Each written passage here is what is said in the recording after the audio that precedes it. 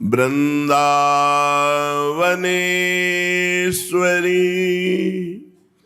तवैव पदारविन्दम्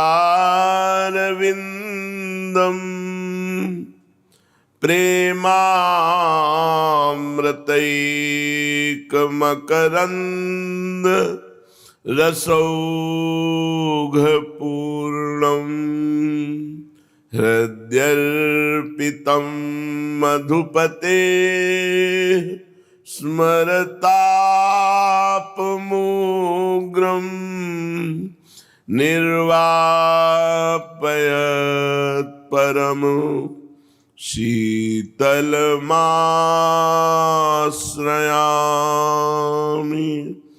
परम शीतल माश्रयामि।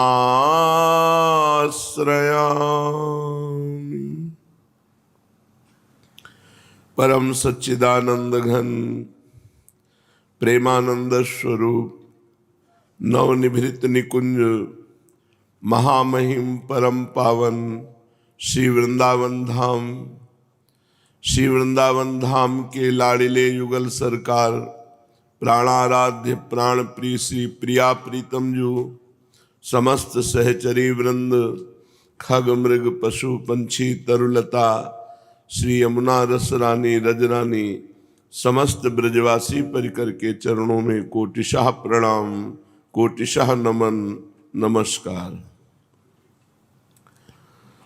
उपासक को अपनी परवाह छोड़ देनी चाहिए, अपनी चिंता छोड़ देनी चाहिए, तभी दृढ़ भरोसा माना जाता है इष्ट का। इष्ट सर्वज्ञ है, इसलिए हमें ज्यादा अपनी बुद्धि नहीं लगानी कि अब हमारे जीवन का क्या होगा, मेरे में ये आचरण है, मेरे में ये आचरण नहीं है, मैं ऐसा हूं मैं वैसा हूं। अपनी चिंता छोड़ देनी चाहिए, अपनों की चिंता छोड़ देनी चाहिए, अपनी और अपनों की चिंता छोड़ देनी चाहिए, तभी चिंतन बनेगा। वो सबके हैं तो हमारे परिवार के भी हैं, वो सबके हैं इसलिए हमारे भी हैं, सर्वत्र हैं तो जहां मैं हूं वहां है, सब समय है तो इस समय भी है, फिर मुझे क्या परवाह करना। सर्वज्ञ हैं और हमें प्यार करते हैं, प्रमाण है इस बात का कि हमें प्यार करते हैं। हमारा मानव देह मिलना, संत समागम मिलना, श्रीधाम में उपासना करने का अवसर मिलना, ये सब प्रमाण है कि हमें प्रभु बहुत प्यार करते हैं। जब हमें वो प्यार करते हैं, सर्वज्ञ हैं, सर्वत्र हैं, सब समय में हैं और सर्वभूत हिते रताः, सबका हित चाहते हैं, फिर हमें चिंता क्या। यदि हमें अपनी चिंता है तो शरणागति में कलंक है। मस्त रहो, दुनिया बनाने वाला हमारा प्यारा है, ये दुनिया उसी का स्वरूप है, ये दुनिया उसी से चलती है, फिर क्या फिक्र। इतने बड़े मालिक के दास होकर के उदास हो जाना अपनी चिंता में, ये ठीक नहीं है। साधक को चाहिए हर समय मस्त रहे, न खाने की चिंता, न जीने की चिंता, न मरने की चिंता, कोई चिंता नहीं। रही भगवत प्राप्ति की तो जब चाहे ना तब मिल लेना कि हम तो बैठे ही हैं आपके लिए। बस एक बात की चिंता होनी चाहिए कि कहीं हम भगवान का विस्मरण न कर बैठे। बस जो अच्छा लगे, कथा अच्छी लगे कथा सुनो, नाम कीर्तन सेवा, किसी भी प्रकार से प्रभु से जुड़े रहो। जरूरी नहीं है कि मंत्र जपो, अगर मंत्र में मन नहीं लग रहा तो नाम जपो, नाम में मन नहीं लगा पद गाओ, पद में मन नहीं लग रहा तो कथा सुनो, सत्संग सुनो। आजकल यंत्र है, जब चाहो तब सत्संग सुन लो, जो चाहो वो सत्संग सुन लो, जुड़े रहो प्रभु से, बस वो मस्त रहो। हम लोग जुड़े संसार से हैं, कहलाते भगवान के दास हैं, इसीलिए परेशान है। एक खूब मजे हैं, सच्ची मानो, खूब मजे, गाली दो तो भी मजे, मस्त एकदम। जब आपको अपनी कोई परवाह नहीं रहेगी तो सोचो कितना आनंद रहेगा। जब अपनी परवाह नहीं तो औरों की परवाह क्या करें। अपनी परवाह से कुछ होना भी है क्या? जो रचा हुआ है वही होगा। हमको जो नवीन कर्म करना था वो हमने पकड़ लिया, भगवान का भजन जो क्रियमाण। अब बस इसे नहीं छोड़ना और मस्त पड़े रहो। भगवत प्राप्ति क्या है पहले समझो। कोई कामना न रहना, कोई इच्छा चाह वासना खत्म, आप भगवत स्वरूप हो। कोई उसमें नवीन फूल फल थोड़ी लग जाते हैं साधना से, वासना हट जाती है। तो ऐसे वासना हटा लो कि हमारे भाग्य में नहीं लिखा है, ऐसे हटा लो। भाग्य में लिखा होता तो काहे को, तो दुर्भाग्य नहीं है, दुर्भाग्य नहीं है। बहुत सौभाग्य है जो इस प्रपंच से भगवान ने हमारा भाग्य काट दिया। बिल्कुल निश्चिंत हो जाओ, भगवान के दास हो तो हमारी प्रार्थना मान लो। अगर तुम चिंता करोगे तो वो निश्चिंत रहेंगे, और तुम निश्चिंत होके पैर पसार दो कि मालिक अब हो गया, विश्व पूज्य बन जाओगे। ये रहस्य है। तुम जितना हाथ चलाओगे उतने परेशान होगे, और जितना हाथ पैर बंद कर दोगे चलाना उतने नाव जोर से चलेगी। ये उल्टा है मार्ग, प्रीति का मार्ग उल्टा है, भगवान का मार्ग उल्टा है। वहां जितनी जिम्मेवारी लिए उतने सड़ रहे हैं, और यहां जितनी जिम्मेवारी छोड़ दी है ना उतने ही आनंद में। दिमाग सड़ा दिए, डिप्रेशन में पहुंच गए, गोलियां खा रहे हैं, नींद नहीं आ रही। तो भगवत आश्रित बहुत बड़ा सौभाग्य है, बहुत बड़ा सौभाग्य। ये जो अपने लोगों को मिला है ना, पहचान नहीं पा रहे हैं, बहुत बड़ा सौभाग्य मिला है। हम गर्व से कह सकते हैं हम प्रियालाल के हैं, हम श्री जी के हैं। तो यार जब इतने बड़े हैं तो हम चिंता क्यों करें? भाई यही हम में कमी है कि हम इतने बड़े के होकर उनका चिंतन न करके अपनी चिंता में फंसे। 24 घंटे में पेन कापी लेकर एक दिन निर्णय निकालो, तुम कितनी देर भगवत चिंतन में ठहरते हो, कितनी देर अपने चिंतन में ठहरते हो। तो पूरा का पूरा निष्कर्ष निकलेगा जाकर के कि यदा कदा भगवत चिंतन, नहीं तो अपने चिंतन होता है। अब ये खाना है, अब ये पीना है, अब ये अपने सुख की बात, अपने सुख की बात छोड़ दो तो सुखी हो जाओगे। और जिसने अपने सुख की बात पकड़ी वो जेल में है, वो नरक में है, वो नरक जैसे दुखों में है। अपने सुख की बात छोड़ दो, परमात्मा चिंतन करो, तुम सुखी हो जाओगे। जितना भगवान से जुड़ोगे उतना ही महामहिम होते चले जाओगे। खास बात है, बिल्कुल बेपरवाह हो जाओ। हमारी बातें नहीं समझ में आ रही किसी को, मार चिंतन किए परेशान है, ये वो मस्त संतुष्टा एन केन का एन केन हुआ। भगवान श्री कृष्णचंद्र जी कह रहे संतुष्ट रहो हर परिस्थिति में। उनके नंबर देने से होता है। वो मूर्ख को नंबर 1 बनाना चाहे ना तो विश्व पूजनीय मूर्ख को बना दे, और पंडित को मूर्ख साबित करना चाहे ना तो चाहे जितना शास्त्रीय ज्ञान हो लोग उसे पागल ही समझेंगे। हमने देखा भी है, वो शास्त्र के नीचे नहीं उतर रहा, लोग कह रहे पागल है, ककारा नहीं जान रहा, जगत पूज्य बना दिए। जब अपने लोग कक्षा 9 पढ़े हैं गांव के, दुई का दुई दो दूली 4, वह ABCD तो 6 के बाद शुरू होती है, कक्षा 6 में ABCD शुरू होती है। जो आज के छोटे बच्चों को पढ़ाया जाता है ना, वो सयाने बच्चों को पढ़ाया जाता। तो 6, 3, 9 कितना पढ़े? कुछ नहीं। ये पढ़ाई लिखाई का नहीं। मस कहीं करहीं बिरंची आज ही मसकते हीन। ब्रह्मा को मच्छर बना दे, मच्छर को ब्रह्मा बना दे, ये उनका काम है।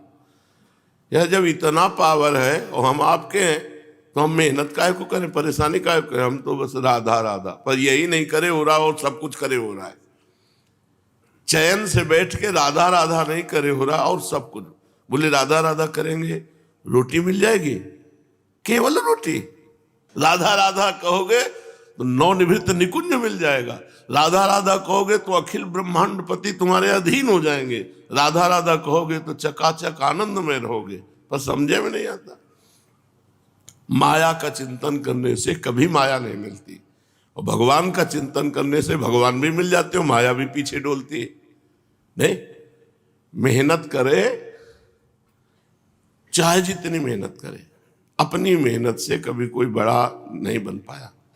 जो सबसे बड़ा बनना है, जब भगवान बड़ा बनाते हैं तो ऐसे बड़ा बना देते हैं। और जब भगवान से कोई विमुख होता तो चाहे जितना बड़ा बना वो नीचे। देवराज इंद्र के पद में महाराज नहुस भगवान से विमुख आचरण कर बैठे तो अजगर की योनि को प्राप्त हुए। छोटा सा जीव जब भगवान का आश्रय ले लेता है। शिव पुराण में एक कथा आती है, एक आदमी शिव मंदिर में चोरी करने के लिए जाता है।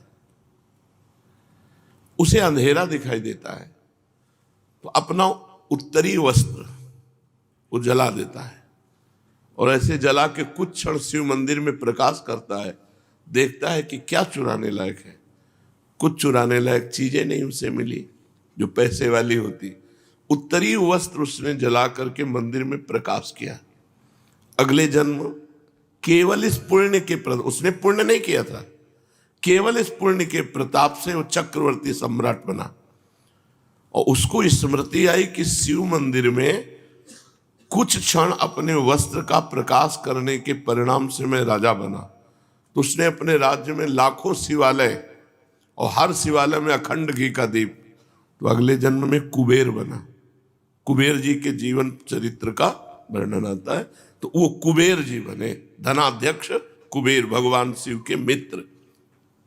इतने कृपालु भगवान है। निमित्त जरा सा केवल उनको, तो वो राई के समान भजन को सुमेरु के समान मानते हैं। ये क्या चिंता करनी, किस बात की चिंता करनी। हमने कभी जो चाहा नहीं वो आगे आगे सब हो रहा है। बेमतलब की चिंता करते हैं लोग। आप कह दो कि आप तो भगवान के भक्त हो, तो क्या आप नहीं बन सकते हो? गृहस्थ और विरक्त केवल मार्ग है, हम सब भगवान के हैं। भगवान पे जिम्मेवारी छोड़ दो, मान लो अपनी जिम्मेवारी सब भगवान पे छोड़ दो। केवल एक जिम्मेवारी रखो कि हम भगवान का विस्मरण नहीं करेंगे। बस हमारी इतनी बात मान लो, बादशाह हो जाओगे, मस्त हो जाओगे। लोक परलोक यही परलोक सकल सुख पावत, मेरी सो भैया कृष्ण गुण संचु। इस लोक और परलोक में समस्त सुख प्राप्त कर लोगे। कैसे बताए तुम्हें जीवन के दोनों पक्ष देखे, कृष्ण पक्ष भी देखा, शुक्ल पक्ष भी देखा। इसलिए कहते हैं अपना भार प्रभु पे डाल के निश्चिंत हो जाओ। पर तुम निश्चिंत नहीं हो पा रहे हो क्योंकि तुम्हें लगता है कि भगवान गलती न कर दे। हाँ, हमारी इतनी बुद्धि प्रवीण कि भगवान पर विश्वास नहीं है, हम भगत कहलाते हैं। नहीं, ऐसे से ऐसा हो जाए। अगर हम भगवान पे बात छोड़ देते हैं, कहीं गलत निर्णय ना आ जाए, कहीं भगवान हमारी जिम्मेवारी ना ले तो नहीं। भगवान एक बार जो भगवान की शरण में आ गया, जो भगवान को गाली देते हैं, भगवान का अपमान करते हैं, भगवान की निंदा करते हैं, भगवान उनकी भी जिम्मेवारी लिए हैं। उनको भी ऑक्सीजन मिलता है, उनको पानी मिलता है, भोजन मिलता है, उनको जीवित रखते हैं। नहीं पृथ्वी फट जाए, 1 मिनट में मर जाए, अगली श्वास लेने की ताकत न रहे, दिल फेल हो जाए। लेकिन ऐसा नहीं होता। भगवान कोई छोटे मोटे हृदय वाले नहीं है। संपूर्ण चराचर जगत भगवान में वास करता है, और संपूर्ण चराचर जगत के हृदय में भगवान वास करते हैं। यो माम पश्यति सर्वत्र सर्वम च मयि पश्यति तस्याहम न प्रणश्यामि सच में न प्रणश्यति। कितना बड़ा संसार है। ये भगवान के एक रोमकूप में वास करता है। इतने बड़े भगवान हैं और इतने छोटे भगवान हैं। अणुअणियान छोटे से छोटे परमाणु में भी आराम से भगवान शयन कर रहे हैं। चींटी के हृदय में भी आराम से शयन कर रहे हैं। इतने छोटे हैं और बड़े इतने हैं। कि अनंत ब्रह्मांड एक रोमकूप में वास करता है। दिखरावे माता तिन अद्भुत रूप प्रचंड, रोम रोम प्रति लागे कोटि कोटि ब्रह्मांड, एक एक रोमकूप में करोड़ ब्रह्मा, ऐसा मेरा स्वामी है। वो अपने शरणागतों को बहुत प्यार करते हैं, पर हम लोगों की सन्मुखता भगवान की तरफ नहीं है, संसार की तरफ। जैसे हे भगवान मेरा एक काम बन जाए, मेरी ये चाहत पूर्ण हो जाए, तो भगवान हो गए साधन और चाह हमारी हो गई साध्य। विषय वस्तु स्थान पद प्रतिष्ठा इसी की चाह होगी, ये हो गया हमारा इष्ट, और इष्ट हो गया हमारा साधन कि हे भगवान तुम ऐसा कर दो। ये कोई आनंद का मार्ग है? दलित दुराए उस अनंत सुख देने वाले परमात्मा से तुच्छ विषय मांगना दलिद्रता नहीं तो और क्या है। चक्रवर्ती सम्राट प्रसन्न हो जाए और उससे हम मांगे कि 1 साल भैंस का चारा दे दो हमें, तो क्या होगा? बोले बादशाह से भी मांगा तो क्या मांगा। तो ऐसे सोचो हम लोग कितने दलिद्र हैं। भगवान से क्या मांगते हैं? हमको ये भोग मिल जाए, हमारी ये कामना पूरी हो जाए, हमारे को ये पद मिल जाए। ये सब दलिद्रा नहीं तो और क्या है। मायाकृत झूठे भोगों को इष्ट मान लिया और प्रभु को सेवक मान लिया। प्रभु को हे हमारा ये काम कर दो बिहारी जी, हमारा ये काम कर। बावरे लोगों समझो, सच्चिदानंद प्रभु से उनको छोड़ दो, उनके ऊपर। प्रभु आपको जो प्यारा लगे तो प्रभु अपनी स्थिति से देंगे, तो प्रभु क्या देंगे? परमानंद।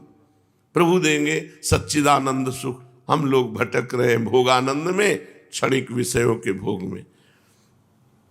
सब कुछ नष्ट होगा, सब मरोगे। ये सत्संग ये नहीं कि ये जीने की आशा रखने दे। सत्संग उदासी पैदा करता है। अब आप सोचो, आप जब मरोगे तो आपका शरीर नहीं रहेगा। कब मरोगे? एक आदमी होटल से भोजन पाके और सौंफ ले रहा है, सौंफ लेके मुंह में डाला, मुंह भरा गिरा, मर गया। वो भोजन पाया और होटल से सौंफ लिया और मुंह में डाला, सौंफ नहीं स्वाद ले पाया, चला गया। इतनी मोटी बिल्डिंग बनाओ, इतने सरिया डाल के कि हमारे पूर्वज तक आगे के सब मतलब भरा हुआ है कूड़ा करकट, कुछ लेके नहीं जाना। जो शुभ अशुभ कर्म कर रहे हो भाई, कुछ नहीं। अगर समझ जाओ तो अभी मस्त हो जाए। अकेले जाना है, कुछ लाद के नहीं ले जाना है। जो कुछ तुम्हें मिलना जबरदस्ती मिलेगा, जैसे दुख मिलना था ऐसे सुख मिलेगा। काहे को परवाह करते हो? भगवान के भरोसे हो जाओ, दुख सुख दोनों को मिटा के आनंद प्रदान कर देंगे। एक रोम गिर जाए ना, दोबारा उसे लगा नहीं सकते। फैब्रिक को लादी से चिपकाओगे तो कितने मिनट चिपका रहेगा, सोचो। और तुम कहते हो कि जन्म जन्म तक, मतलब तुम हो क्या? काल को जीत लिए। भरोसा सेकंड का नहीं, वादे प्लानिंगे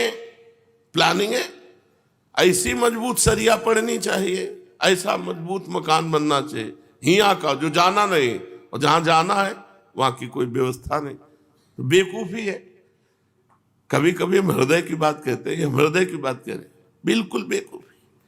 जैसी परिस्थिति है उस परिस्थिति में हरि स्मरण कर लो, यही सार्थक बात है।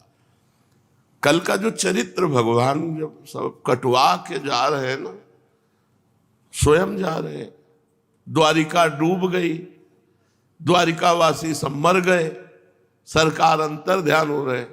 जब वो दिव्य लीला बिहारी ऐसा करते हैं तो हम लोग तो त्रिगुणमयी माया की लीला में हमारा क्या बचेगा?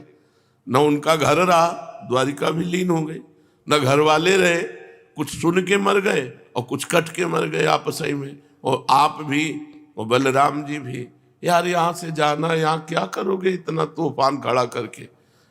चुपचाप जैसी परिस्थिति है उसमें समय काटो और नाम जप करते करते मर जाओ, प्रभु को प्राप्त। सब मरोगे, बचोगे कोई नहीं। देखो, मरने से सब जग डरा, मेरो मन आनंद। सब मृत्यु से डरते हैं, अपने को बहुत प्रिय शब्द है मृत्यु, सही मानो। एक ही बार तो मरना है, उसके लिए डरना क्या। जैसे कसाईवाड़े के हर जानवर पर गड़ासा चलेगा, ऐसे मृत्यु लोक काल का कसाईवाड़ा है, सबके ऊपर चला। राम जी अपने पूरे परिकर को लेकर सरयू में लीन हो गए। और कल आपने श्याम जी के परिकर की पूरी लीला सुनी। जब राम जी श्याम जी का परिकर नहीं टिका, तो राम जी श्याम जी प्रगट में अंतर ध्यान हुए, तो हम तुम कैसे टिक सकते हैं, हमारा तुम्हारा क्या पावर है। वो तो पावर के पावर हैं, वो चाहते तो प्रगट रूप में ऐसे ही राम राज्य करते रहते, उनको कोई नियम कानून उनके ऊपर है क्या। लेकिन वो भी अंतर ध्यान हुए, तो जाना है यहां से। और खास बात कुछ लेके नहीं जाना, खास बात कोई साथ नहीं जाना, मरे जा रहे हैं। देखो ना, दिन भर कमा जब से सृष्टि हुई कन्नी वसूली आज तक चल रही, पता नहीं क्या बन रहा है। नहीं, जब से सृष्टि हुई कन्नी वसूली चल रही, कभी लेबर मिस्त्री फ्री नहीं मिलेंगे। और क्या बन रहा है, उनका खेल ऐसा है, बन ही रहा है तब से। कभी ये नहीं हुआ कि इस साल निर्माण बंद। कैसा खेल उनका है। हे, इस खेल से निकलना है तो इसके रहस्य को जान लो। केवल भ्रम है, केवल भ्रम, कुछ नहीं है। बड़े बड़े चक्रवर्ती सम्राटों के महलों में कबूतर हग रहे हैं, खंडहर हो गए, ना उनके नाम है ना उनकी निशानी है, बस केवल एक कहानी है। इसलिए यहां ज्यादा रचो पचो मत। यहां कुछ तुम्हारा नहीं है, कुछ तुम्हारे साथ नहीं जाएगा। नाम कमा लो, नाम।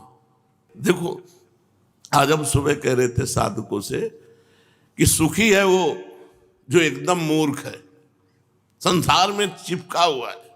100 रुपया मिला तो एक बर्फ की सिल्ली उसके छाती में रख गई। या सुखी है वो जो परमानंद ब्रह्मानंद में डूबा हुआ है। ये हम लोग जो बीच वाले हैं ना, ये सब दुखी है। ऊपर उठो, या तो एकदम पागल जिसको शरीर बोध नहीं, और या तो एकदम उच्च कोटि की स्थिति जिसको शरीर बोध नहीं। ये शरीर बोध वाले जितने हैं ये सब पिस रहे हैं, कुछ अच्छा नहीं लगता। होली दिवाली उत्सव सब ऐसा लगता है जैसे टीवी का कुछ भी सत्य नहीं है। ऐसे यहां कुछ भी सत्य नहीं, तो अपने लोगों को कोई खुशी थोड़ी होती है।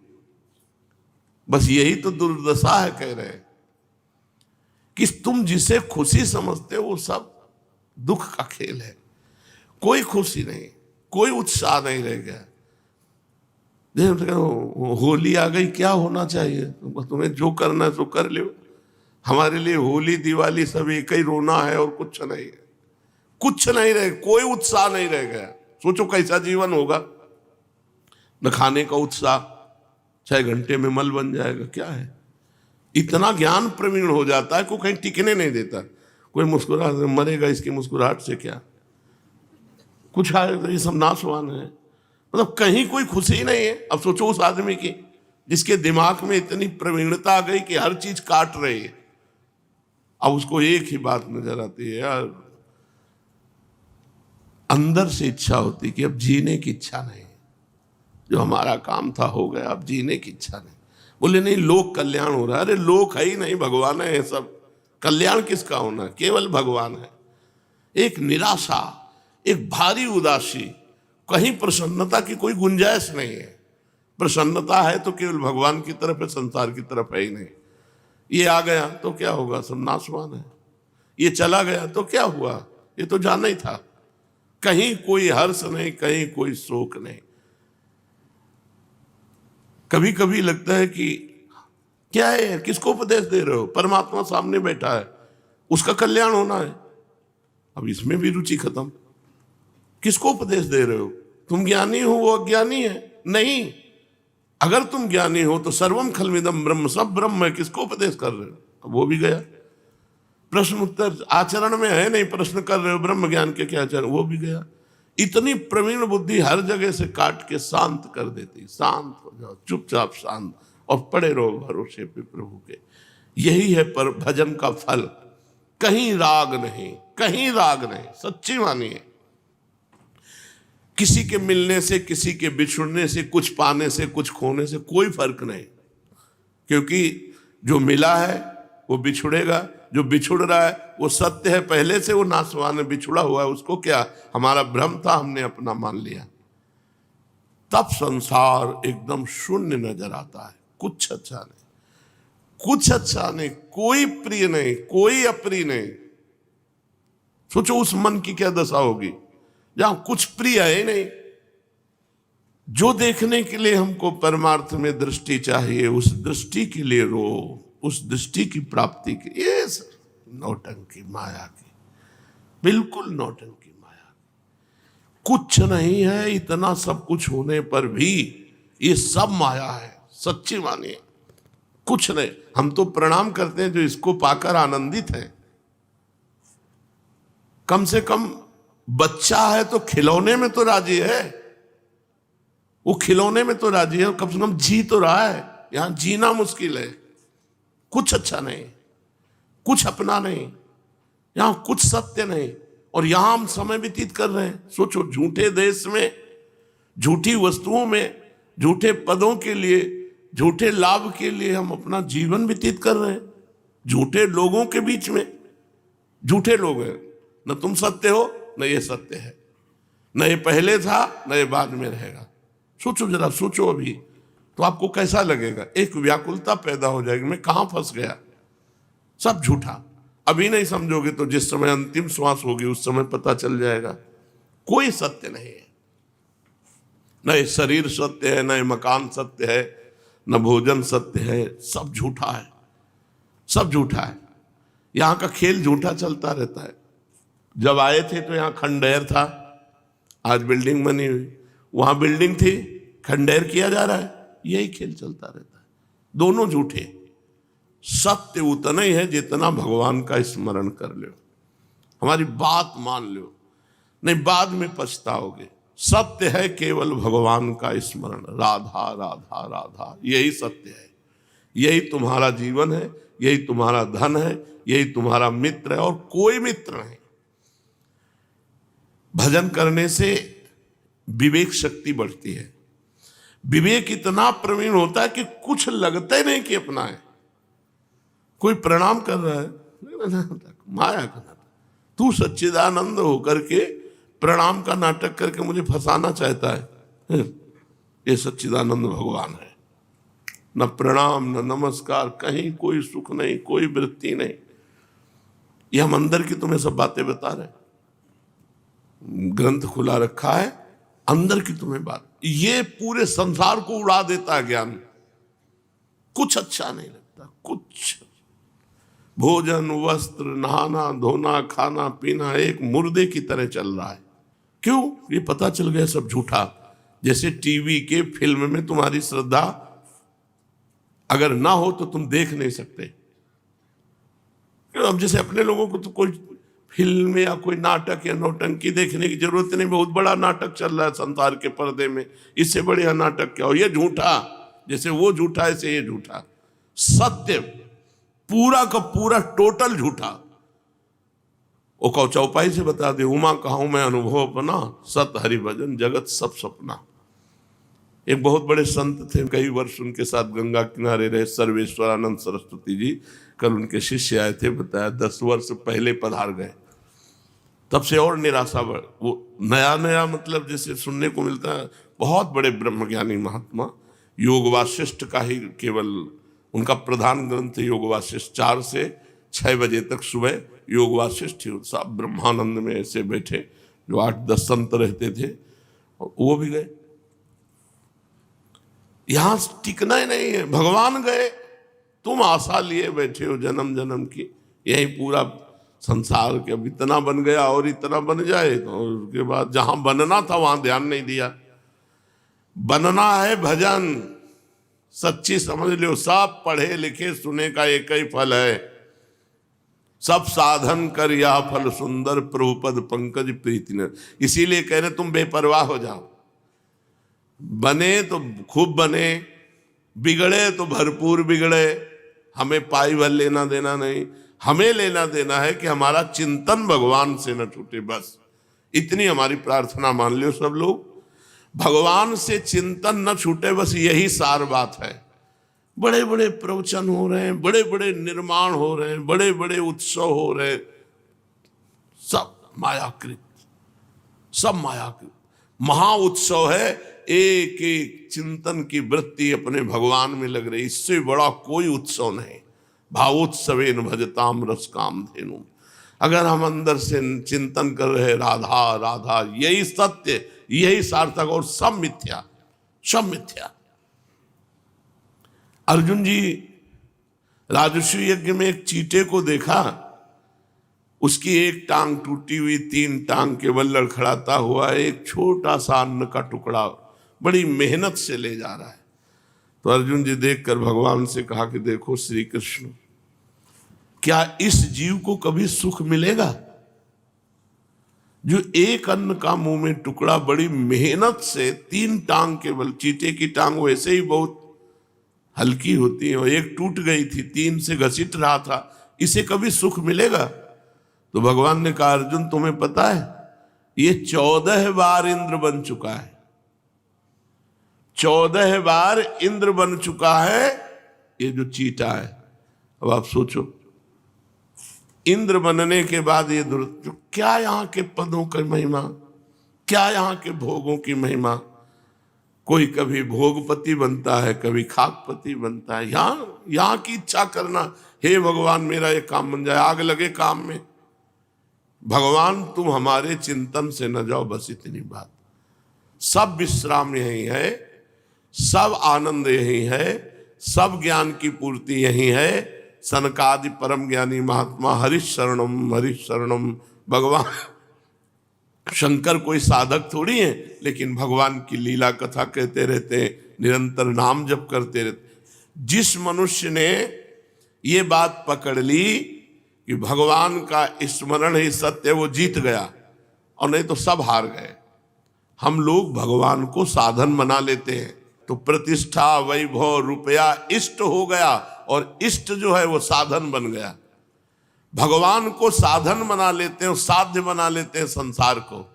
जबकि प्रारंभिक साधना यहीं से है कि अपने संसार को जितना तुम्हारे पास है उसे साधन बना लो और भगवान को साध्य बना लो। छोड़ो, ज्यादा ज्ञान ध्यान की जरूरत नहीं है। सब ज्ञान ध्यान माया की एक चपेट में बह जाता है। भगवान का स्मरण, बस एक बात पकड़ लो कि मुझे भगवत विस्मरण ना होने पावे। और हम आपको बताएं, नाम जपते जपते क्षमता आती निरंतर नाम जपने की, नहीं तो मन व्याकुल हो जाएगा, नाम जप निरंतर नहीं कर पाएगा। क्षमता आती। अब कैसे तुम्हें बताएं, अपने लोग ऐसे अभ्यास किए, लेटे हैं बस नाम चल रहा है, फिर नहीं चैन पड़ रहा, फिर बैठ गए, फिर लेटे हैं, कभी बेहोश हो गए नींद में तो बात अलग, नहीं रात दिन उसी में। तब वो नाम की क्षमता आती है कि उठते बैठते मंद मुस्कुराते हुए भगवान की स्मृति चल रही। तुम लोग थोड़ी देर माला जपे, इसके बाद छोड़ दिए, अंदर से बिल्कुल छोड़ दिए। अब जो मनाया सो अंदर के, वो ऐसे नहीं होता। हमने इसीलिए माला प्रधान नहीं रखी। नाम साधक को कभी प्रेरित करते हैं कि आप माला ही लेकर करें।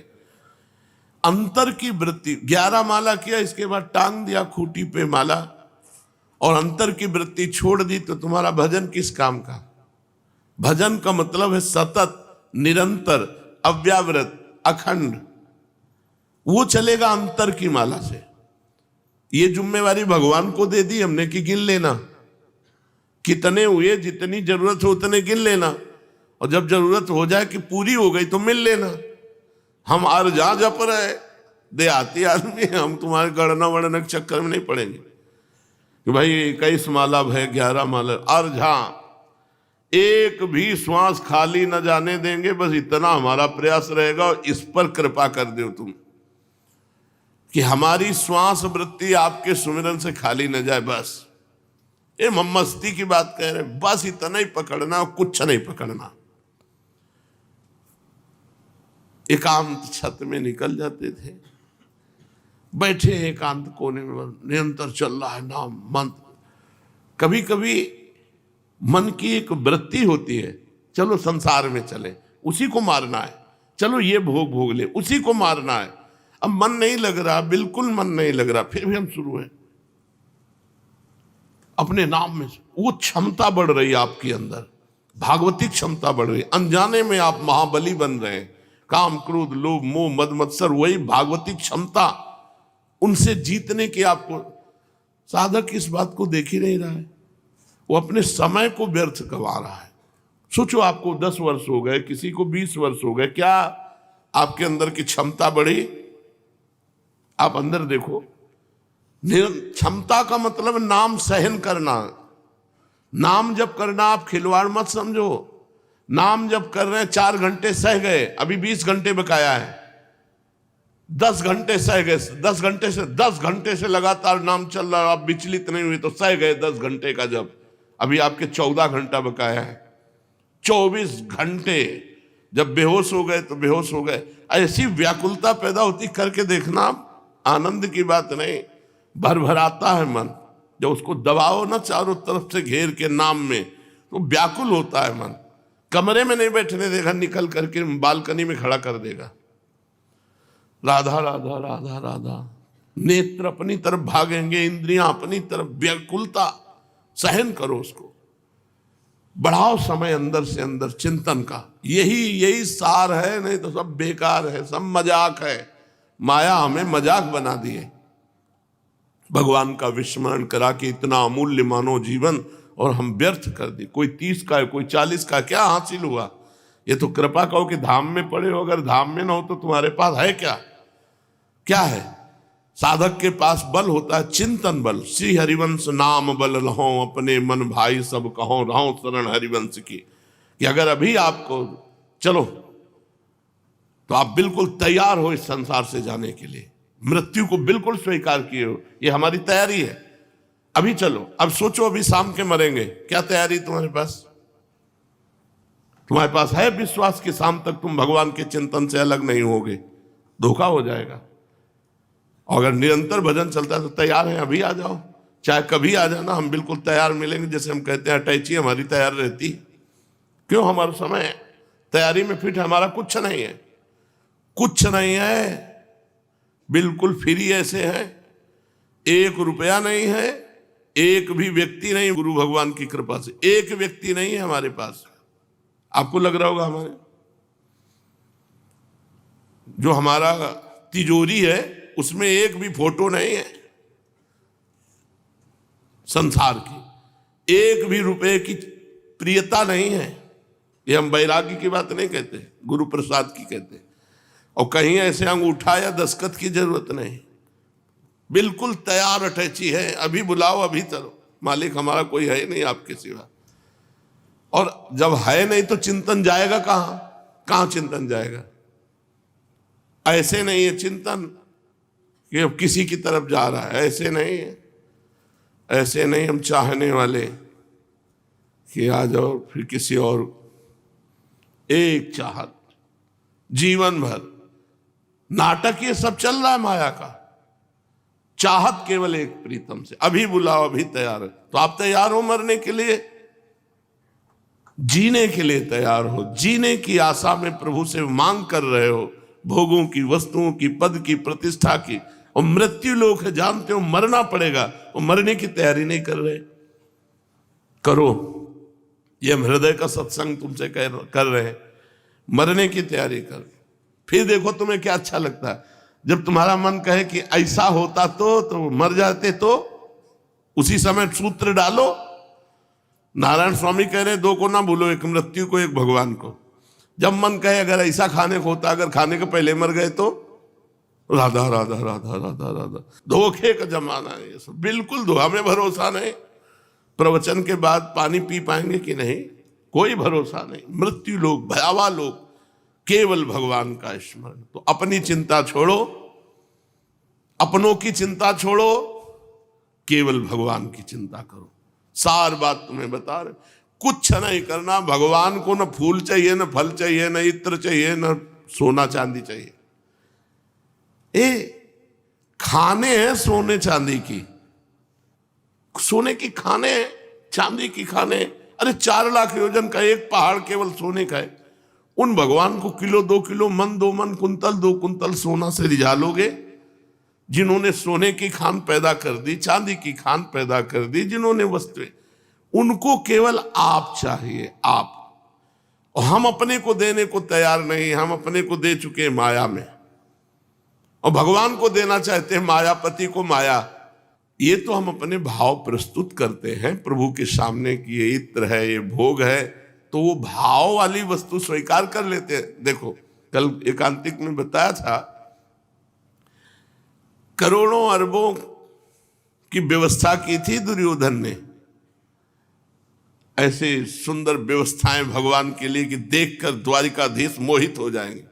भगवान ने आंख उठा के नहीं देखा, और जब कहा भोजन के लिए तो उन्होंने कहा भूख में या प्रीति में, 2 में भोजन होता है।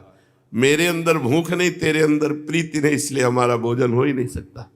तेरे अंदर प्रीति नहीं और मेरे अंदर भूख नहीं। वहां से कह के सीधे विदुरानी के पास जाते हो, कहते भूख लगी है, कुछ लाओ ना। तो बावरी है, उनको तो कुछ सुध नहीं है, तो केला की तरफ भगवान इशारा करते हो, केला लाती, गूदा फेंक देते हैं। भगवान प्रेम मगन होकर छिलका पा रहे हैं। अब विचार करो, छिलका पा करके प्रेम मगन हो रहे हैं भगवान। भगवान को वस्तु चाहिए, पत्रम पुष्पम फलम तोयम, एक चुल्लू जल में प्रसन्न हो जाने वाले भगवान हैं।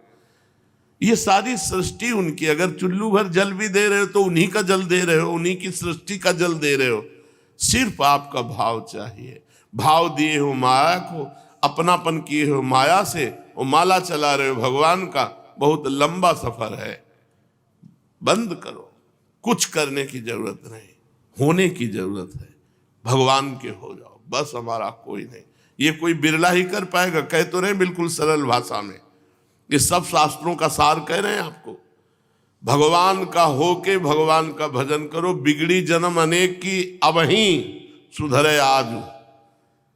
कौन सी साधना हो जाएगी अभी? आज अभी जीवन मुक्त हो गए। कैसे? वही राम को। कोई हमारा नहीं, हम किसी के नहीं, हम केवल श्री भगवान के। और जितनी श्वासें बची नाम जप कर रहे, कोई गंदे आचरण नहीं करेंगे, बस मुक्त हो गए, जीवन मुक्त हो गए। चलते हैं श्रीमद् भागवत महापुराण। आज 12 स्कंद प्रारंभ हो रहा है, जिसमें कलयुग के भगवान के जाने के बाद जो राजवंश हुए उनका वर्णन है। राजा परीक्षित ने पूछा भगवान परमहंस श्री सुखदेव जी से, यदुवंश शिरोमणि भगवान श्री कृष्ण जब अपने परम धाम पधार गए तब पृथ्वी पर किस वंश का राज्य हुआ तथा अब किसका राज्य होगा? आप कृपा करके मुझे ये बतलाइए। परमहंस श्री सुखदेव जी महाराज ने कहा, प्रिय परीक्षित, मैंने तुम्हें 9वें स्कंद में बात बतलाई थी कि जरासंध के पिता बृहद्रथ के वंश में अंतिम राजा होगा पुरंजय, रिपुरंजय जिसका नाम कहा गया। उसके मंत्री का नाम होगा शुनक। वो अपने स्वामी को मार डालेगा और अपने पुत्र प्रद्योत को राज सिंहासन पर अभिषिक्त करेगा। प्रद्योत का पुत्र होगा पालक, पालक का विशाखयूप, विशाखयूप का राजक, और राजक का पुत्र होगा नंदिवर्धन। प्रद्योत वंश में यही 5 नरपति होंगे। इनकी संज्ञा होगी प्रद्योतन। ये 148 वर्ष तक पृथ्वी का उपभोग करेंगे भगवान के जाने के बाद। ये 5 राजा हुए। इसके पश्चात शिशुनाग नाम का राजा होगा। शिशुनाग का काकवर्ण, उसका क्षेमधर्मा, क्षेमधर्मा का पुत्र होगा क्षेत्रज्ञ, क्षेत्रज्ञ का विदिशार, उसका अजात शत्रु, फिर दर्भक, और दर्भक का पुत्र होगा अजय। अजय से नंदिवर्धन और उससे महानंदी का जन्म होगा। शिशुनाग वंश में 10 राजा होंगे। ये सब मिलकर कलयुग में 360 वर्ष तक पृथ्वी का राज्य करेंगे। 5 राजा 148 वर्ष तक और ये 10 राजा 360 वर्ष तक। प्रिय परीक्षित, फिर महानंदी की शूद्रा पत्नी के गर्भ से नंद नामक पुत्र होगा। वो बड़ा बलवान होगा। महानंदी महापद्म नामक निधि का अधिपति होगा। इसलिए उसे महापद्म भी कहेंगे। वह क्षत्रिय राजाओं के विनाश का कारण बनेगा। तभी से राजा लोग प्रायः अधार्मिक हो जाएंगे। महापद्म पृथ्वी का एक क्षत्र शासक होगा, उसके शासन का उल्लंघन कोई भी नहीं कर सकेगा। क्षत्रियों के विनाश में हेतु होने की दृष्टि से उसे दूसरा परशुराम ही समझना चाहिए। उसके सुमाल्य आदि 8 पुत्र होंगे, वे सभी राजा होंगे और 100 वर्ष तक इस पृथ्वी का उपभोग करेंगे। कौटिल्य, वात्स्यायन तथा चाणक्य के नाम से प्रसिद्ध एक ब्राह्मण विश्वविख्यात नंद और उनके सुमाल्य आदि 8 पुत्रों का नाश कर डालेगा। उनका नाश हो जाने पर कलयुग में मौर्यवंशी नरपति पृथ्वी का राज्य करेंगे। वही ब्राह्मण जिसका नाम चाणक्य, कौटिल्य, वात्स्यायन है, वो पहले पहले चंद्रगुप्त मौर्य को राजा के पद पर अभिषिक्त करेगा। चंद्रगुप्त का पुत्र होगा वारिसार और वारिसार का अशोकवर्धन। अशोकवर्धन का पुत्र होगा सुयश, सुयश का संगत, संगत का शालिशूल और शालिशूल का सोम शर्मा, सोम शर्मा का शतधन्वा, शतधन्वा का पुत्र बृहद्रथ। कुरुवंश विभूषण परीक्षित मौर्य वंश के 10 नरपति कलयुग में 137 वर्ष तक पृथ्वी का उपभोग करेंगे। बृहद्रथ का सेनापति होगा पुष्पमित्र शुंग, वो अपने स्वामी को मारकर स्वयं राजा बन बैठेगा। पुष्पमित्र का अग्निमित्र और अग्निमित्र का सुज्येष्ठ होगा, सुज्येष्ठ का वसुमित्र, वसुमित्र का भद्रक, भद्रक का पुलिंद, पुलिंद का घोष और घोष का पुत्र होगा वज्रमित्र। वज्रमित्र का भागवत, भागवत का पुत्र होगा देवभूति। शुंग वंश के 10 नरपति 112 वर्ष तक पृथ्वी का पालन करेंगे। परीक्षित, शुंग वंशी नरपतियों का राज्यकाल समाप्त होने पर यह पृथ्वी कर्णवंशी नरपतियों के हाथ में चली जाएगी। कर्णवंशी नरपति अपने पूर्ववर्ती राजाओं की अपेक्षा कम गुण वाले होंगे। शुंग वंश का अंतिम नरपति देवभूति बड़ा ही लंपट होगा, उसे उसका मंत्री कर्णवंशी वसुदेव मार डालेगा और बुद्धि बल से स्वयं राज्य करेगा। वसुदेव का पुत्र होगा भूमित्र, भूमित्र का नारायण, नारायण का सुशर्मा, सुशर्मा बड़ा यशस्वी होगा। कर्णवंश के 4 नरपति कार्णवायन कहलाएंगे और कलयुग में 345 वर्ष तक पृथ्वी का उपभोग करेंगे। प्रिय परीक्षित, कर्णवंशी सुशर्मा का एक शूद्र सेवक होगा बलि, वो आंध्र जाति का एवं बड़ा दुष्ट होगा। वो सुशर्मा को मारकर कुछ समय तक स्वयं पृथ्वी का राज्य करेगा। इसके बाद उसका भाई कृष्ण राजा होगा। कृष्ण का पुत्र श्री शांतकर्ण और उसका पौर्णमास, पौर्णमास का लंबोदर, लंबोदर का पुत्र चिविलिक होगा। चिविलिक का मेघ स्वाति, मेघ स्वाति का अटमान, अटमान का अनिष्टकर्मा, अनिष्टकर्मा का हाले, हाले का तलक, तलक का पुरुषवीर, पुरुषवीर का पुत्र होगा राजा सुनंदन। परीक्षित, सुनंदन का पुत्र होगा चकोर, चकोर के 8 पुत्र होंगे जो सभी बहु कहलाएंगे। इनमें सबसे छोटे का नाम होगा शिव स्वाति, वह बड़ा वीर होगा और शत्रुओं का दमन करेगा।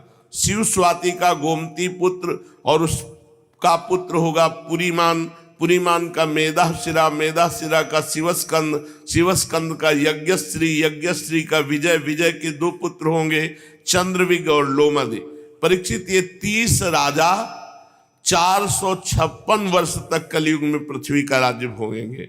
इसके पश्चात अवभृति नगरी के 7 आभीर, 10 गर्दभी, 16 कंक ये पृथ्वी के राज्य करेंगे।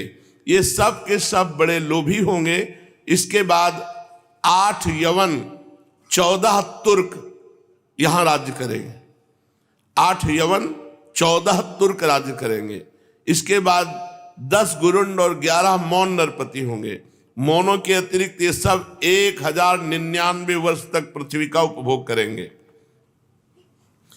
11 मौन नरपति 300 वर्ष तक पृथ्वी का शासन करेंगे। जब उनका राज्यकाल समाप्त हो जाएगा तब किलकिला नाम की नगरी में भूतनंद नाम का राजा होगा। भूतनंद का वंगिर, वंगिर का भाई शिशुनंदी और यशोदानंदी, और प्रवीरक, ये 106 वर्ष तक पृथ्वी का राज्य करेंगे। इनके 13 पुत्र होंगे, सब के सब वाल्मीकि कहलाएंगे। उनके पश्चात पुष्पमित्र नामक क्षत्रिय और उसके 10 पुत्र दुर्मित्र का राज्य होगा। परीक्षित वाल्मीकि वंशी नरपति एक साथ ही विभिन्न प्रदेशों में राज्य करेंगे। उनमें 7 आंध्र देश के, 7 ही कौशल देश के अधिपति होंगे, कुछ विदुर भूमि के शासक और कुछ निषेध देश के स्वामी होंगे। इनके बाद मगध देश का राजा होगा विश्वस्फूर जी। ये पूर्वोक्त पुरंजय के अतिरिक्त द्वितीय पुरंजय कहलाएगा। ये ब्राह्मण आदि उच्च वर्णों को पुलिंद, यदु और मद्र आदि म्लेच्छ प्राय जातियों के रूप में परिणित कर देगा। इसकी बुद्धि इतनी दुष्ट होगी कि ब्राह्मण क्षत्रियों वैश्यों का नाश करके शुद्ध प्राय जनता की रक्षा करेगा। ये अपने बलवीर से क्षत्रियों को उजाड़ देगा। पद्मवतीपुरी को राजधानी बनाकर हरिद्वार से लेकर प्रयाग पर्यंत सुरक्षित पृथ्वी का राज्य करेगा। परीक्षित, ज्यों ज्यों घोर कलयुग आता जाएगा त्यों त्यों सौराष्ट्र, अवंती, आभीर, शूर, अर्बुद, मालव देश के ब्राह्मणगण संस्कार शून्य हो जाएंगे। सिंधु तट, चंद्रभागा, तटवर्ती प्रदेश, कौंतीपुर और काश्मीर मंडल प्रायः म्लेच्छ स्वभाव वाले, संस्कार ब्रह्म तेज से हीन, केवल नाम मात्र के द्विज और म्लेच्छों का राज्य होगा। परीक्षित, सब के सब आचार विचार विहीन म्लेच्छ प्राय हो जाएंगे। ये सब एक ही समय भिन्न भिन्न प्रांतों में राज्य करेंगे। सब के सब परले, सिर के झूठे, अधार्मिक, स्वल्प दान करने वाले होंगे। छोटी छोटी बातों को लेकर ये क्रोध के मारे आग बबूला हो जाया करेंगे। ये दुष्ट लोग स्त्री, बच्चों, गौओं और ब्राह्मणों को मारने में नहीं हिचकेंगे। दूसरे की स्त्री को भोगना, दूसरे के धन को हथिया लेना कलयुग में स्वभाव बन जाएगा। सबका स्वभाव, पराई स्त्रियों को भोगना, दूसरे के धन को हड़प लेना। ऐसे लोगों की ना बढ़ती देर लगेगी और ना नष्ट होते देर लगेगी। ये क्षण में रुष्ट और क्षण में तुष्ट। इनकी शक्ति और आयुध होगी बहुत थोड़ी। इनमें परंपरागत कोई संस्कार नहीं रह जाएंगे। ये तो बहुत 2,500 वर्ष की बात बता रहे हैं, क्योंकि इतने राजा हो गए तो 2,500 वर्ष हो गए। अब तो 5,000 वर्ष के ऊपर चल रहा है। 4,32,000 वर्ष की आयु कलयुग की है। लोग अपने कर्तव्य कर्म का पालन करना भूल जाएंगे। रजोगुण तमोगुण से अंधे बन जाएंगे। राजा के वेश में म्लेच्छ ही होंगे। लूट घसोट, प्रजा का खून चूसना, ऐसा स्वभाव बन जाएगा। ऐसे लोगों का शासन होगा तो देश की प्रजा भी वैसे ही स्वभाव, आचरण और भाषण वाली हो जाएगी। राजा लोग तो उनका शोषण करेंगे, प्रजा आपस में एक दूसरे को उत्पीड़ित करेंगे और अंततः सब नाशवान, नष्ट। फिर वही आ गया, ये सब लिखा पढ़ी है, सब मर गए, मिटिया मिट हो गए, कहीं कोई नहीं। श्री सुखदेव जी कहते, परीक्षित, समय बड़ा बलवान है। ज्यों ज्यों घोर कलयुग आता जाएगा त्यों त्यों उत्तरोत्तर धर्म, सत्य, पवित्रता, क्षमा, दया, आयु, बल और स्मरण शक्ति का लोप होता जाएगा। कलयुग में जिसके पास धन होगा उसी को महान माना जाएगा। लोग उसी को बड़ा आदमी मानेंगे, कुलीन, सदाचारी, सद्गुणी मानेंगे। वही बड़ा माना जाएगा जिसके पास धन है, जिसके पास पावर है। बिल्कुल, जिसके हाथ में शक्ति होगी वही धर्म और न्याय की व्यवस्था देखेगा, चाहे वो घोर पापी क्यों न हो। जो लिखा है वो देख ले, हो रहा है। दाम्पत्ये भी रुचिर हेतुर मायैव व्यवहारिके। पहले लड़की की कुंडली देखो, लड़का की कुंडली देखो, गुण मिलाओ, सब। कलयुग में नहीं चलेगा। विवाह संबंध के लिए कुल, सील, गुण की परख निरख नहीं होगी। युवक युवती पसंद कर लिए, बस हो गया। पसंद आए तो ठीक है, नहीं दूसरा कर लीजिएगा। ये कितना गंदा व्यवहार। युवक युवती पारस्परिक रुचि से ही विवाह होगा, गुण से, कुंडली से, जाति से, कुल से, इससे कोई मतलब नहीं रह जाएगा। व्यवहार में कौन निपुण माना जाएगा? जो जितना झूठ और बेईमानी कर ले, जितना गंदा व्यवहार कर ले, उतने व्यवहार में निपुण माना जाए। वाले बड़े प्रवीण हैं, लाखों की जो चपत लगा दे दूसरे की, वही प्रवीण माना जाएगा कलयुग में। किसी के जीवन में सच्चाई और ईमानदारी नहीं रहेगी। युग धर्म का प्रभाव, जो जितना छली कपटी होगा उतना प्रवीण माना जाएगा। जितना छल कर ले, कपट कर ले, उतने व्यवहार कुशल माना जाएगा। स्त्री पुरुष की श्रेष्ठता उसके गुण संयम से नहीं, उसके चरित्र से नहीं, उसकी दुष्टता से होगी। जितना दुष्ट स्वभाव, जितना नीच, जितना वो उतना ही महान। कलयुग में कोई ब्राह्मणत्व से युक्त नहीं रहेगा। कलयुग का प्रभाव अभी तो भगवान की कृपा से है, क्योंकि अभी 5 वर्ष 4,32,000, पहले 32,000 तो पार हुए।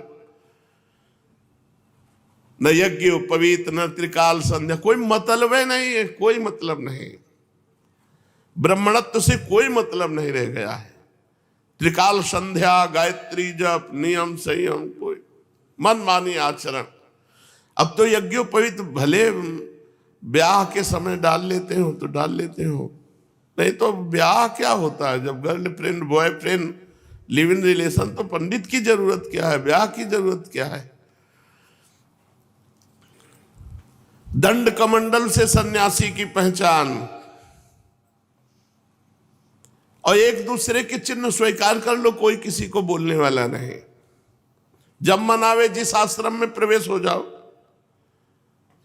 मनावे सन्यासी, सन्यासी से मनावे गृहस्थ, गृहस्थ से मनावे सन्यासी, कोई कौन रोक टोक रहा है?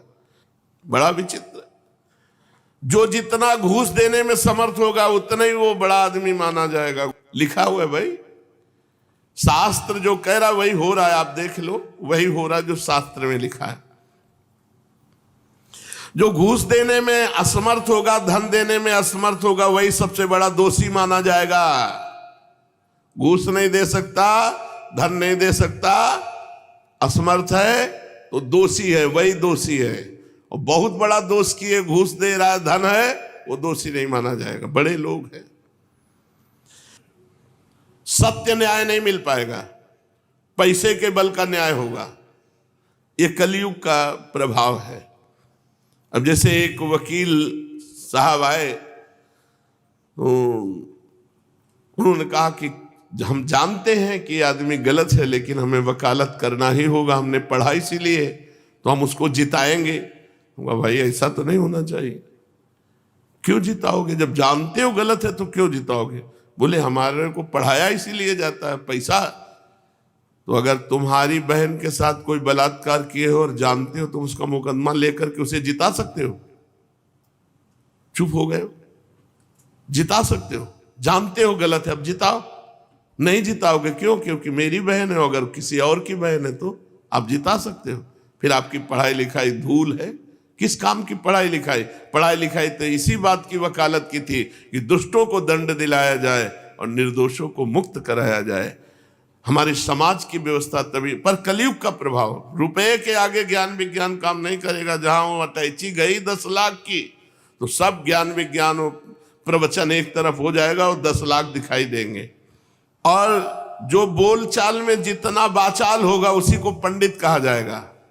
पंडित सोई जो गाल बजावा, जितना प्रवीण हो बोलने में उतने वो विद्वान माना जाएगा। असाधुता या दोषी किसे माना जाएगा? जो गरीब होगा। गरीब होगा, गरीब होना एक बहुत बड़ी असाधुता, दोषी की पहचान मानी जाएगी। विवाह के लिए शास्त्र इनकी जरूरत नहीं पड़ेगी, एक दूसरे की स्वीकृति ही पर्याप्त है। स्वीकृति मात्र से पर्याप्त है। शास्त्र विधि विधान संस्कार की कोई आवश्यकता न समझी जाएगी। स्नान की जरूरत नहीं पड़ेगी। बस बाल काढ़ लिए, मुंह में चिकनाहट लगा लिए, कपड़े पर लत्ते से लैस हो गए, यही समझा जाएगा स्नान। ऐसा हो भी रहा है। लोग दूर के तालाब को तीर्थ मानेंगे और निकट के गंगा आदि तीर्थों को तीर्थ नहीं मानेंगे। दूर के तालाब को तीर्थ मानेंगे, नजदीक के गंगा आदि तीर्थों को तीर्थ नहीं मानेंगे। माता पिता की उपेक्षा करेंगे, माता पिता का अपमान करेंगे, वही हो रहा है। सिर पर काकुल बाल रखाना ही सुंदरता मानी जाएगी। शरीर के सौंदर्य का चिन्ह होगा बाल। जीवन में सबसे बड़ा पुरुषार्थ होगा इनके इन प्रकार पेट भर ले, बस यही पुरुषार्थ होगा। जो जितनी ढिठाई से बात कर सके उतना ही वो सच्चा माना जाएगा। योग्यता चतुराई सबसे बड़ा लक्षण होगा। मनुष्य अपने कुटुंब का पालन कर ले वही प्रवीण माना जाएगा, चाहे धर्म से चाहे अधर्म से।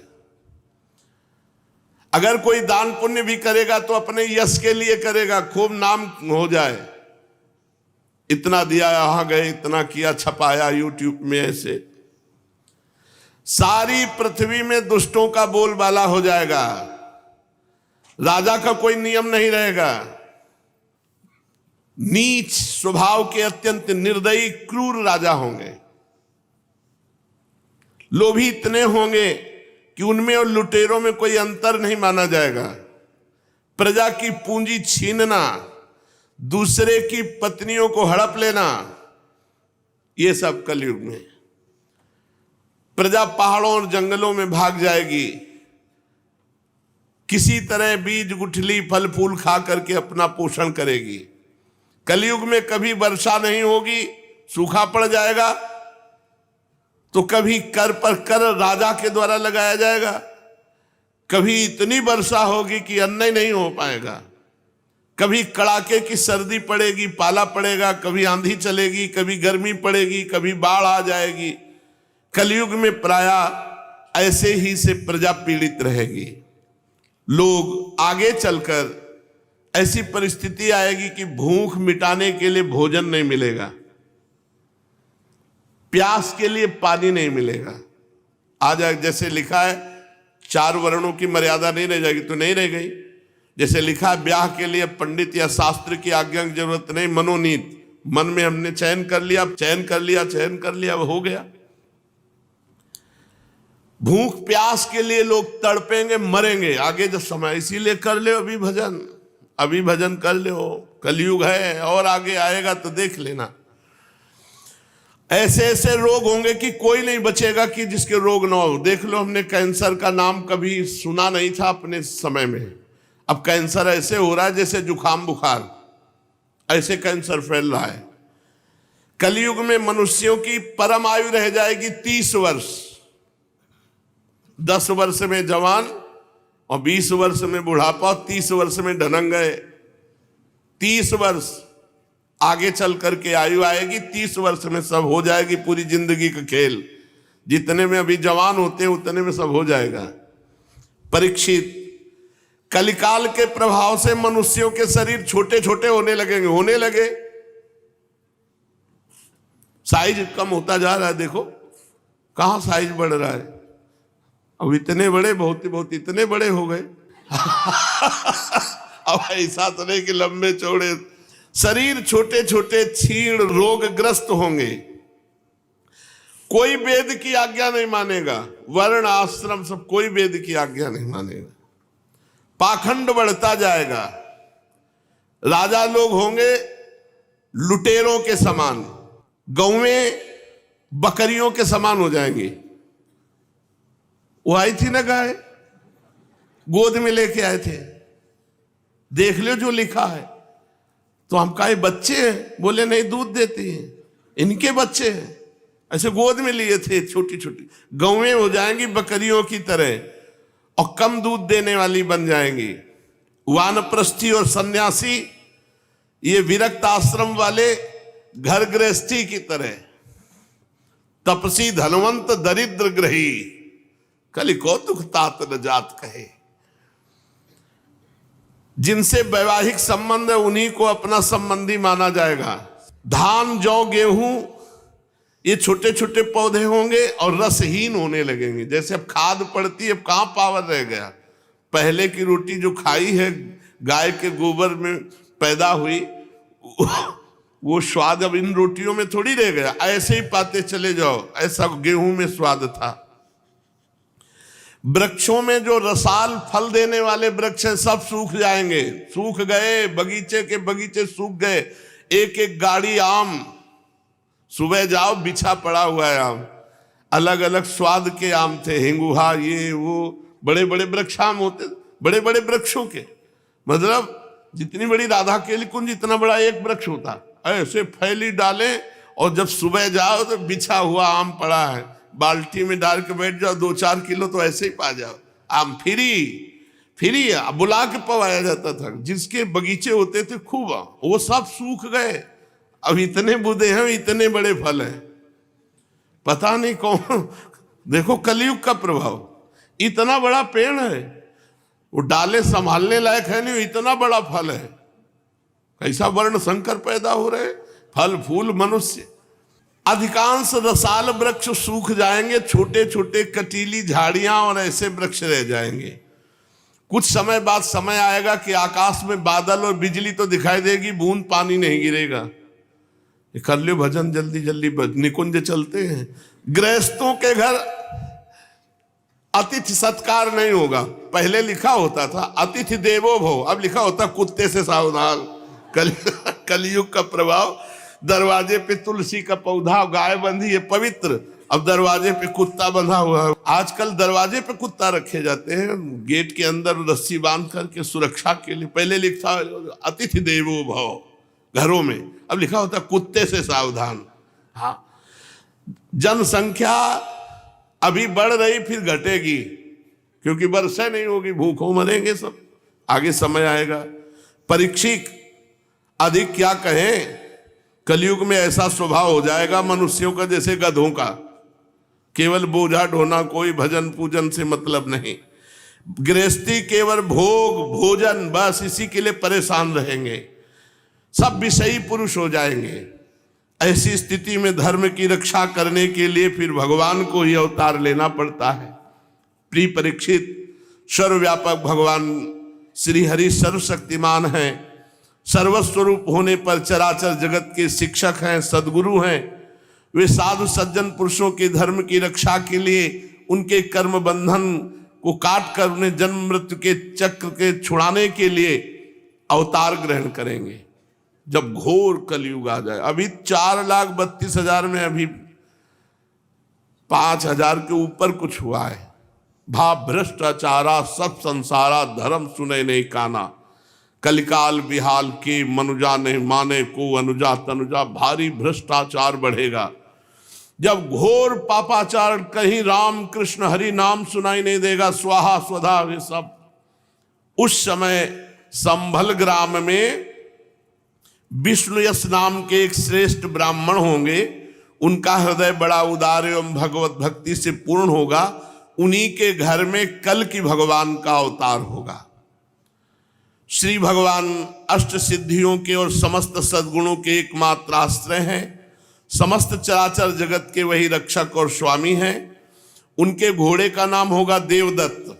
वो देवदत्त नामक शीघ्रगामी घोड़े पर सवार होकर दुष्टों को अपने तलवार के घाट उतारेंगे, काट काट कर जितने दुष्ट कलयुगी हैं सबको मारेंगे भगवान। और उन भगवान के रोम रोम से अतुलनीय तेज की किरणें छिटकती होंगी। वे अपने देवदत्त नामक शीघ्रगामी घोड़े से पूरी पृथ्वी पर विचरण करके जो राजा के वेश में छिप कर रहने वाले कोटि कोटि डाकू हैं उनका संहार करेंगे। फिर जब सब दुष्टों का संहार हो जाएगा तब नगर और देश की सारी प्रजा का हृदय पवित्र हो जाएगा। कल की भगवान के दर्शन से शरीर में लगे हुए अंगराग के स्पर्श से पावन वायु सबकी बुद्धि शुद्ध कर देगी। उनके पवित्र हृदयों में सत्य मूर्ति भगवान वासुदेव विराजमान होंगे और फिर उनकी संतान पहले की भांति हष्ट पुष्ट और बलवान होने लगेगी। प्रजा के नयन मनोहारी हरि के ही अवतार से धर्म की रक्षा होगी, क्योंकि हरि सबके स्वामी हैं। जब भगवान कल की रूप में अवतार ग्रहण करेंगे उसी समय से फिर सतयुग प्रारंभ हो। ये आखिरी बात है 4,32,000। अभी तो 80 तक लोग जा रहे हैं, 90 तक बताया नहीं, 20-30 में हो जाएगा काम। 4,32,000 भजन कर लो भजन। चलो चलते हैं निकुंज श्री जी के पास, वहीं 56 भोगा रोकेंगे और मजीरा बजा कर कीर्तन करेंगे, जय जय श्यामा जय जय श्याम जय जय श्री वृंदावन। कहाँ इस प्रपंच में फंसेंगे, खूब भजन कर लो। नहीं आकाश में बिजली दिखाई देगी, बूंद पानी नहीं होगा तो नीचे से पानी कहाँ निकलेगा, पीने के लिए तड़प जाओगे, मर जाओगे, ऐसा समय आएगा। भोजन नहीं मिलेगा, अन्न नहीं मिलेगा, हाहाकार मच जाएगा, इतनी जनता बढ़ जाएगी, फिर सब मरेंगे। इसलिए यही सब दिमाग में आकर भजन कर लो, खूब भजन करो। अभी कलयुग महाराज की बड़ी कृपा है, खूब खाने को मिल रहा है, अभी बढ़िया शांति है, पहले से बहुत अच्छा था। जो प्रारंभ में कलयुग का स्वरूप था उससे अच्छा स्वरूप है इस समय। देखो म्लेच्छों का राज्य रहा, दुष्टों का राज्य रहा, बड़े भाव से भजन कर लो। नहीं कभी ऐसा समय आ गया कि अधार्मिक राजा हुए तो कथा कीर्तन में रोक लगवा दी जाएगी, तो आ जाएगा समय, ये नाम कीर्तन नहीं कर पावे, ये कथा कीर्तन न कर पावे, ऐसा कलयुग में समय आएगा। इसलिए अभी खूब भजन कर लो। अगर अधार्मिक राजा हो जाए तो जो आदेश करेगा उसके फरमान का पालन होगा। तो इसलिए अभी भजन कर लो, बहुत बढ़िया समय है, भगवान की प्राप्ति कर लो। जीवन थोड़ा है, इसी में भगवत प्राप्ति हो जाएगी। हर श्वास राधा राधा जपो, आखिरी श्वास राधा तो राधा की प्राप्ति हो जाएगी। शेष चर्चा आगे। श्री राधा वल्लभ लाल।